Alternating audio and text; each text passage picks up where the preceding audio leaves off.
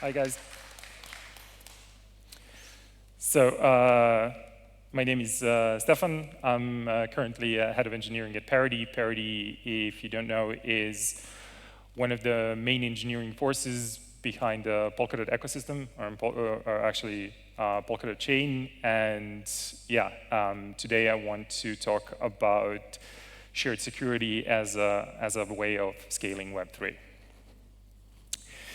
Cool. So, what is shared security? It's an economic scaling solution for blockchains, right? What does that really mean?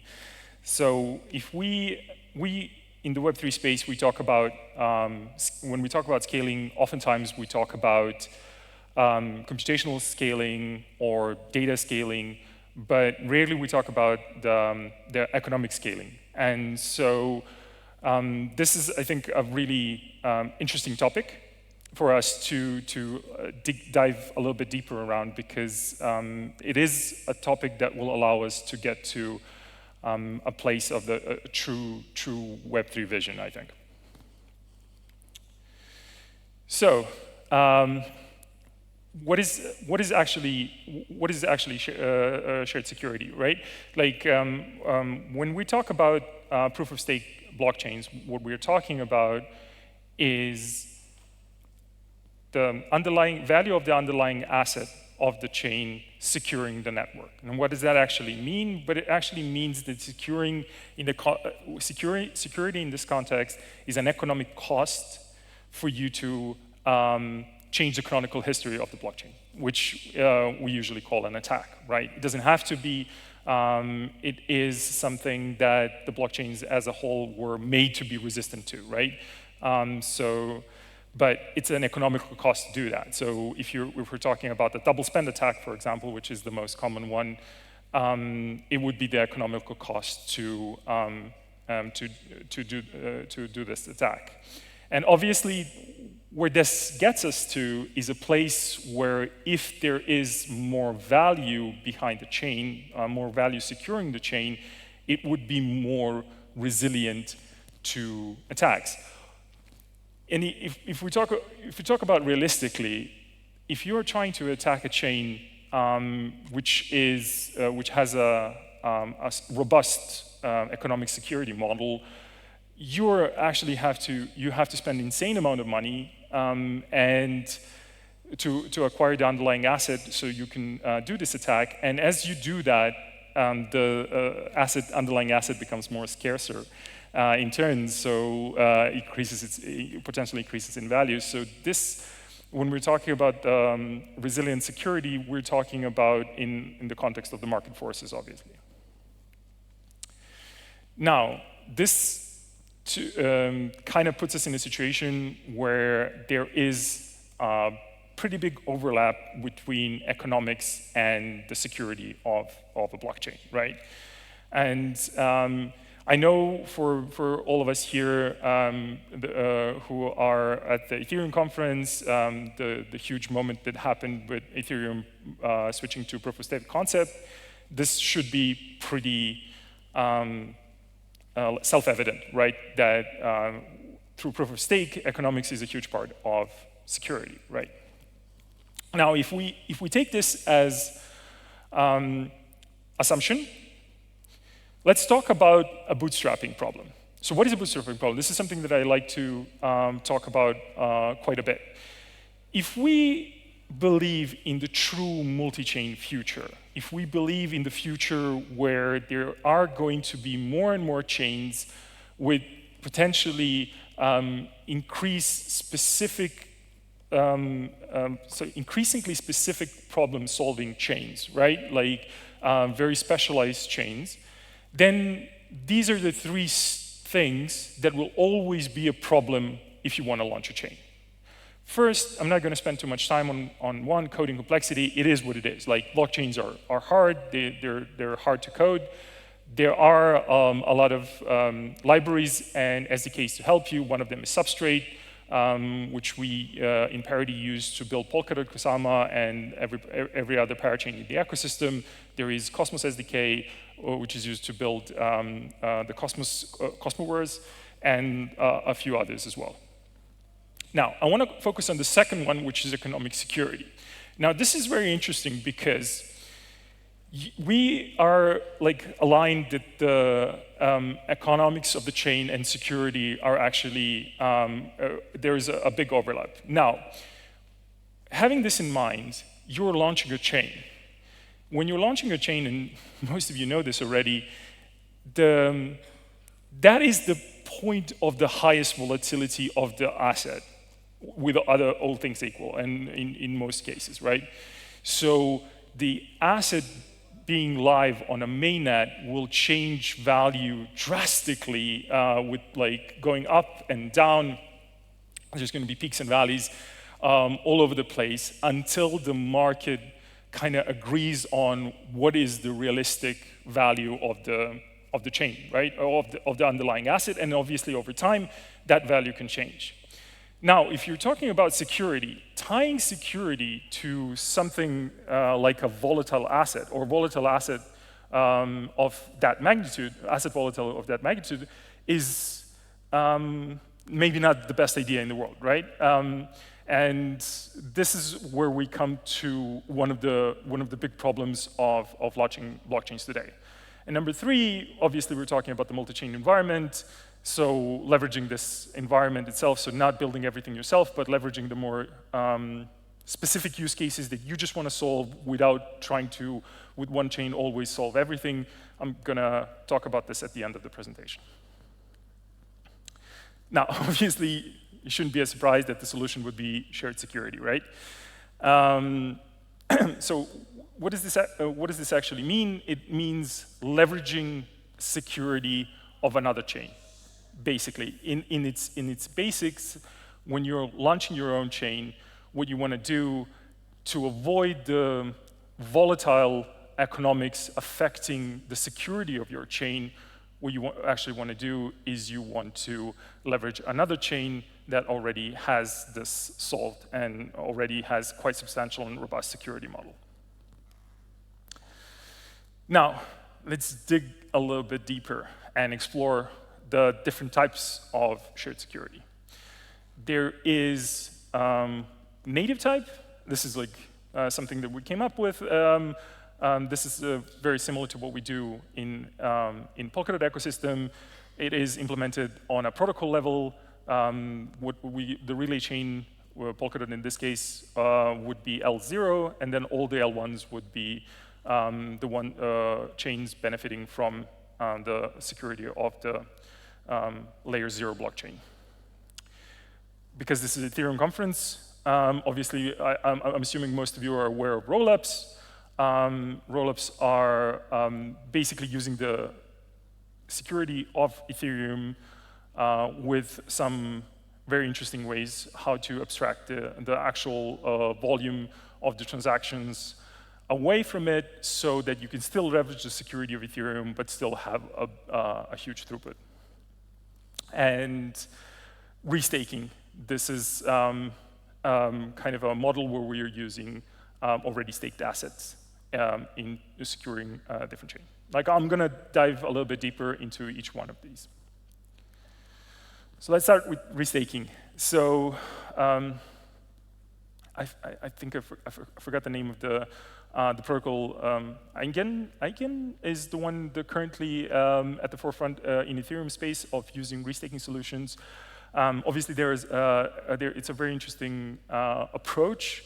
I think the benefits here are mainly that there doesn't need to be a need of the protocol of the two chains, of the chain leveraging the security of something like Ethereum.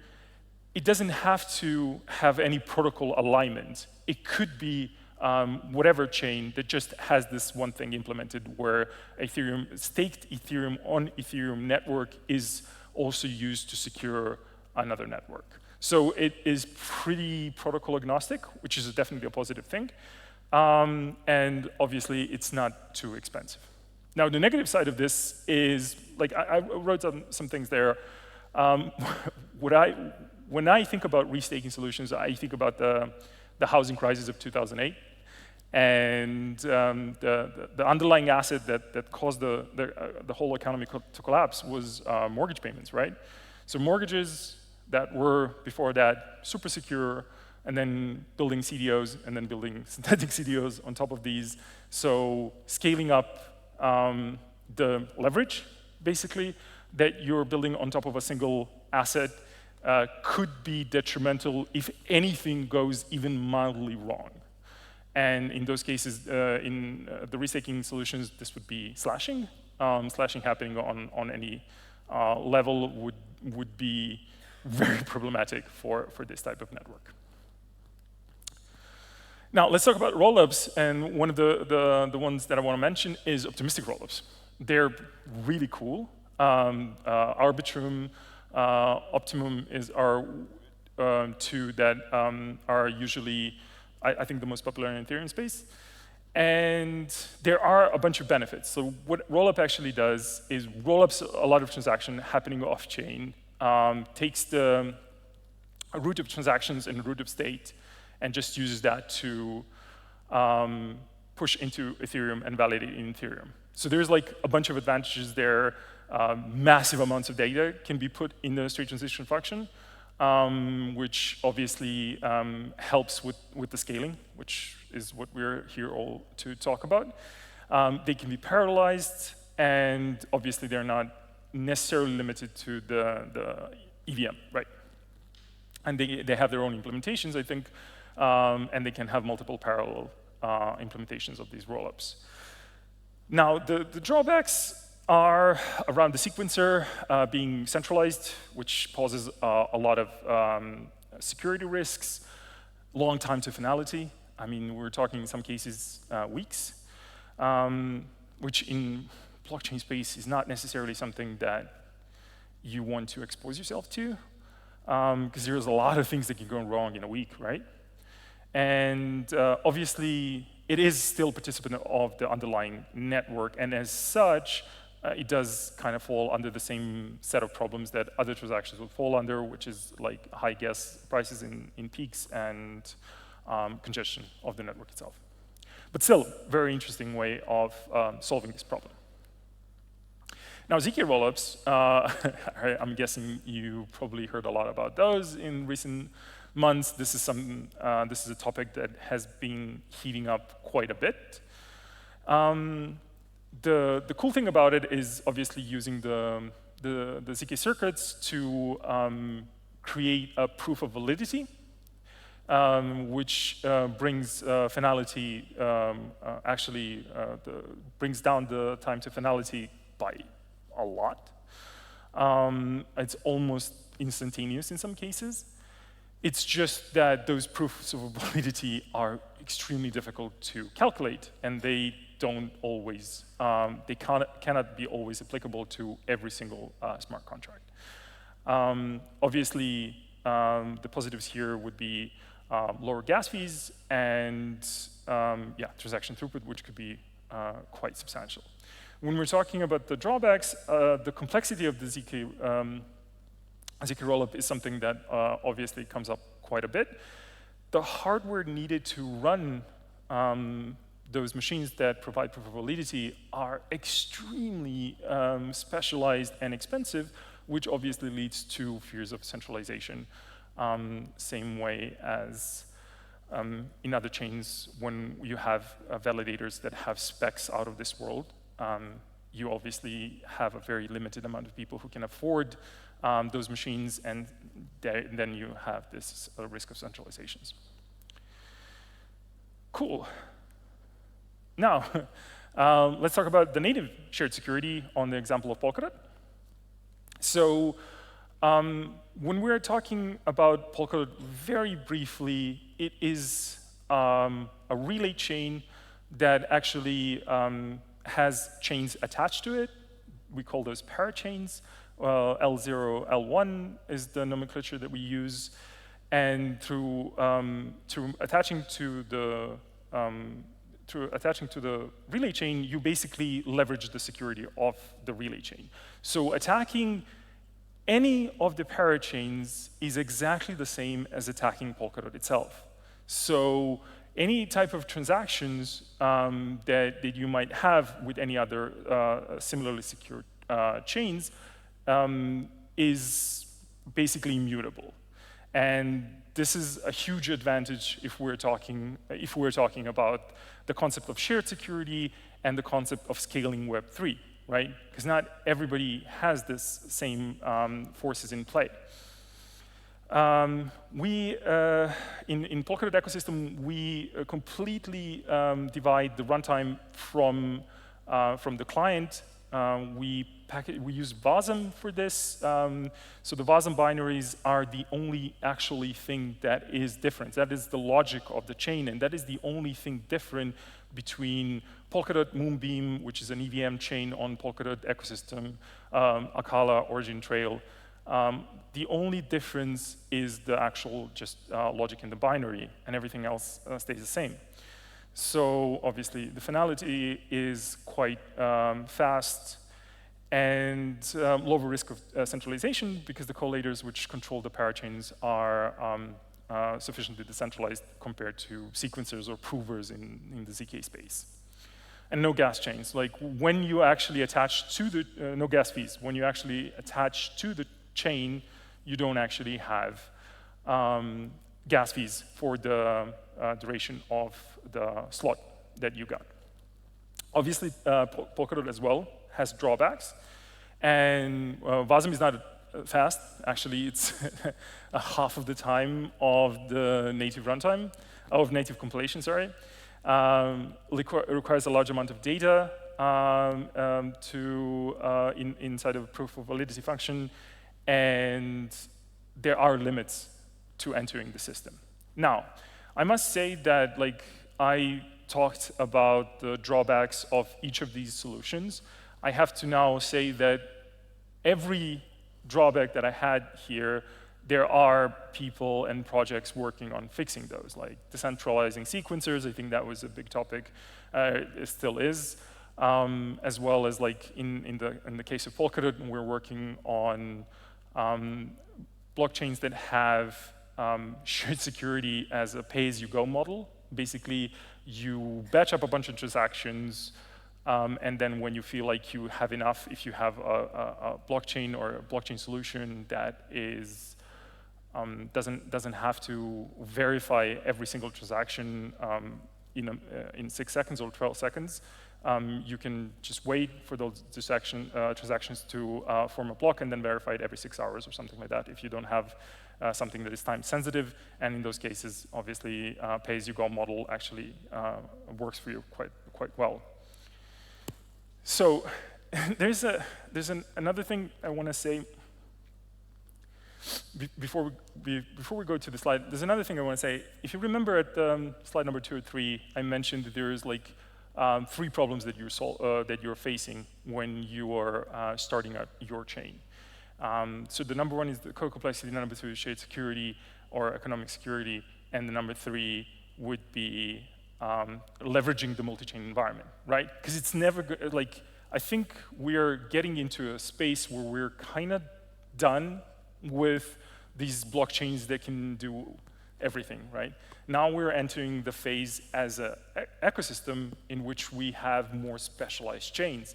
And in that ecosystem, if you have a more specialized chain, you don't want to build all the other stuff every other chain has. You don't want to necessarily build identity. You don't necessarily want to build NFTs.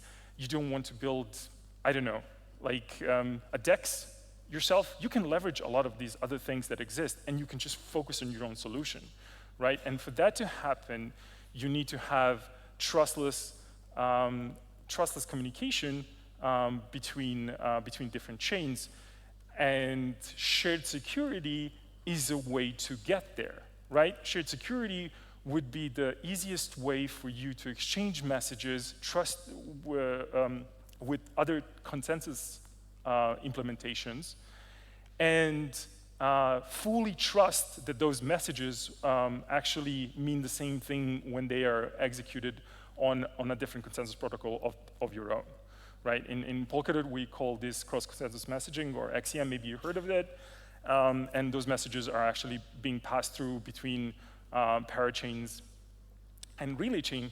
But if you think about it on a one level higher, if you have a chain that trusts another chain, implicitly trusts, like for example, the same governance model controls both of them, right?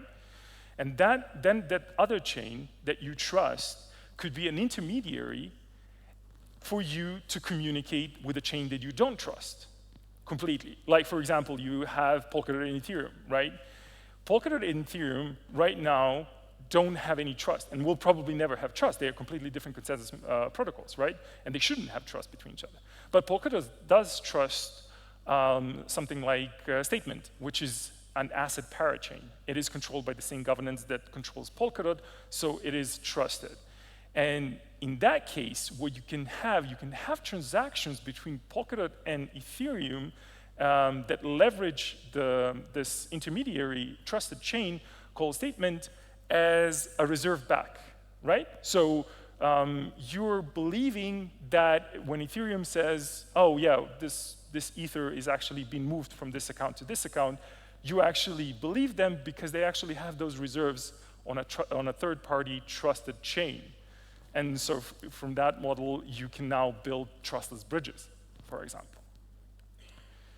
Now, I want to go back to the main thing here. And if you truly believe in the multi-chain future, which I'm guessing most of us do, because I haven't seen a lot of Bitcoin maxis at this conference, if you do believe in that future, the true potential of that future needs to happen by leveraging shared security. What is the alternative? Alternative is that we have new chains being launched that have a sufficient economic security, but who can have that today? People like Sui, right? Aptos. So massive amounts of VC money that were poured into projects that solve problems, completely valid problems, but it is the VCs then that control what our Web3 future looks like. It's VCs and established chains, right? Like if an established chain creates a side chain, like Midnight or something, what would that be? That would be leveraging the ecosystem that you already built, the community of people that you already built, and telling them, hey, trust us on this as well, right? But what if you're new to the ecosystem and you just want to have your own cool new blockchain hybrid chain, AF chain solution that you think will kill it, right? And you don't necessarily have the VC backing, but you do have the knowledge of just like doing it yourself, then I think for those people, the people that we used to be when we started this, the shared security is the thing that actually bridges that gap. Now, shared security is a topic that is gaining a lot of popularity right now. There are other projects that I haven't mentioned here that are trying to do something similar. I was limiting myself to what I call true shared security, meaning that something like Cosmos zones or subnets in Avalanche, I believe, are not part of this presentation because the validator set that secures those transactions are not the same as the one that secures the mainnet, so the underlying mainnet. So I just focused on those. Also, I didn't talk too much about bridges because, again, when you have a bridge between the two chains, what you're actually doing is you're lowering the security of both of those chains to the one that has the lowest security, right? That's how bridges work. And yeah, so I'm talking here about like shared security in the context of the underlying chain actually securing all the transactions. And I guess that's it. Thank you. I think this has been something I've been thinking about for a while, and a lot of people in Parity have. So yeah, do you have any questions or something? Okay.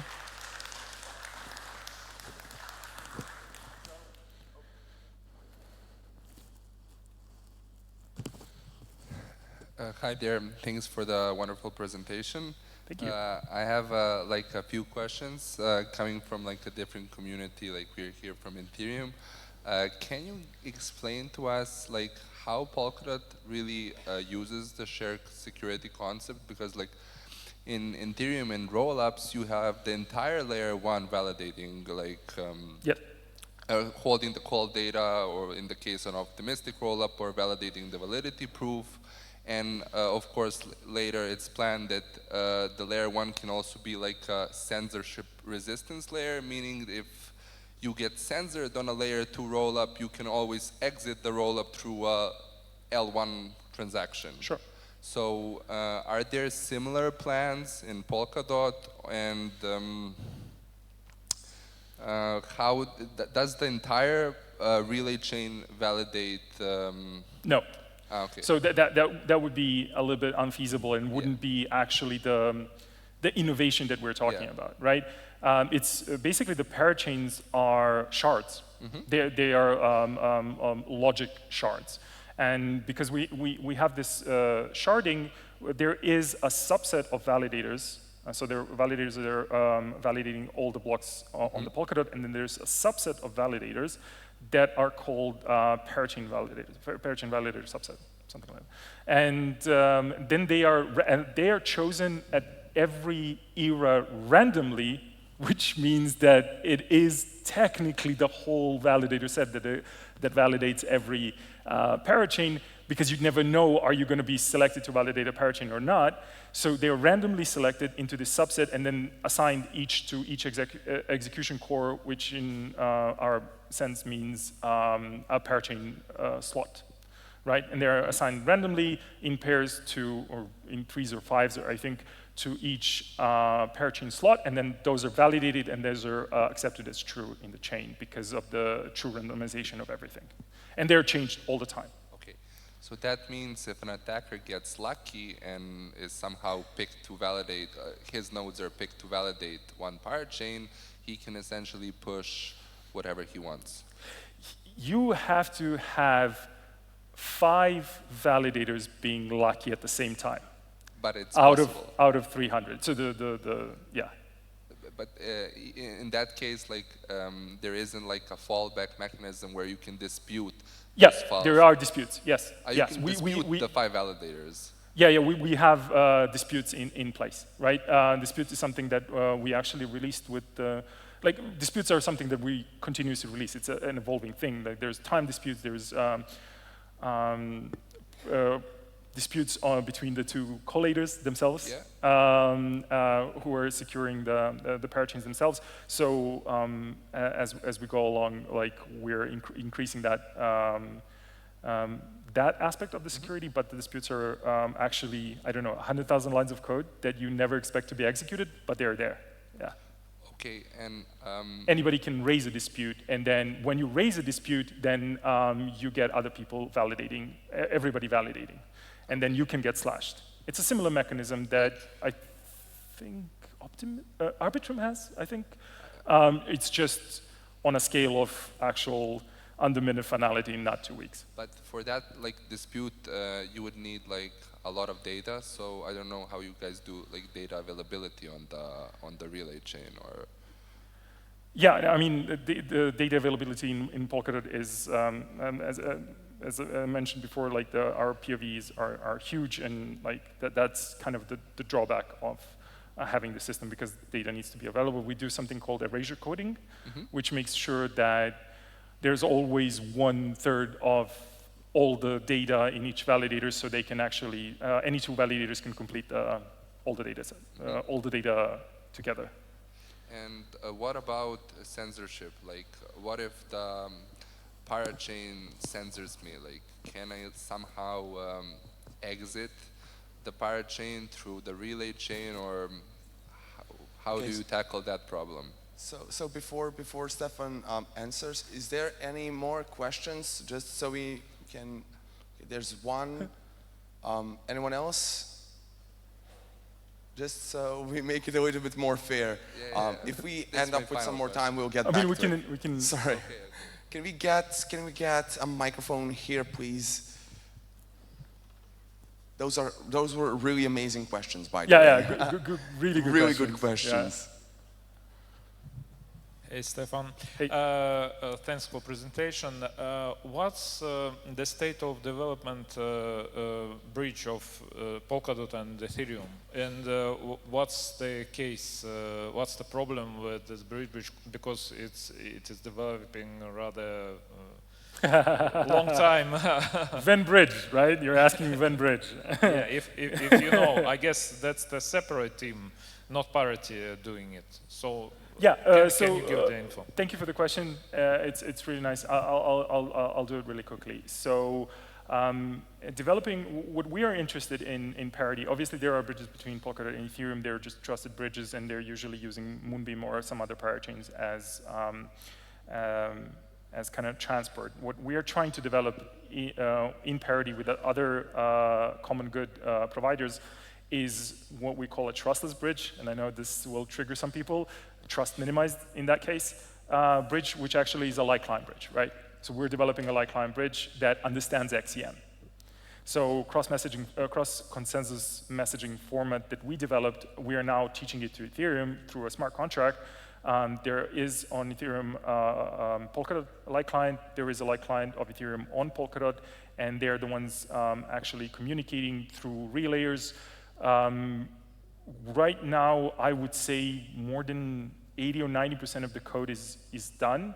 We're going to do it in 2 stages. So what we're talking about for a wider audience maybe is what we call common good infrastructure, or we renamed them into system infrastructure. So this means that we do have functionality and parachains on Polkadot that don't have their own token, that are actually controlled by the same governance, therefore they're trusted. So we have this bridge hub parachain, which will host bridge to Kusama, bridge to Ethereum, bridge to Bitcoin potentially in the future, and some other stuff.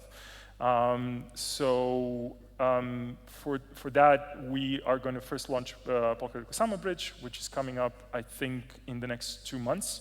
And then right after that is going to be Ethereum. I don't want to make any promises on a stage where I'm recorded, but I would expect Q3. Everything you say can and will be used. Yes. So we are out of the time, but I'm loving the questions. So can we get back to that question over there? If Stefan is okay Yeah, with sure. it. Yeah, it's fine. Yeah, the question was about censorship. So how do you prevent it, like in the Polkadot ecosystem? On a parachain. So censorship on a parachain would, can you be more specific? What do you mean by to my censorship? understanding, like they're call letters, or how do you call them, and they produce blocks that are later validated by a subset of the relay chain validators. What happens if, for some reason, I get censored by those call letters? That's the parachain protocol disputes. You can raise that as a dispute, and then validators are actually going through the parachain block. The validators of Polkadot are actually going to go through a transaction of the parachain block and try to validate every single one of them. And so, in that case, you wouldn't be incentivized to do that because collators also have slashing. Yeah, but I wouldn't find my transaction in the block because the collator didn't include it in the block that they produced. It's somewhere in the mempool.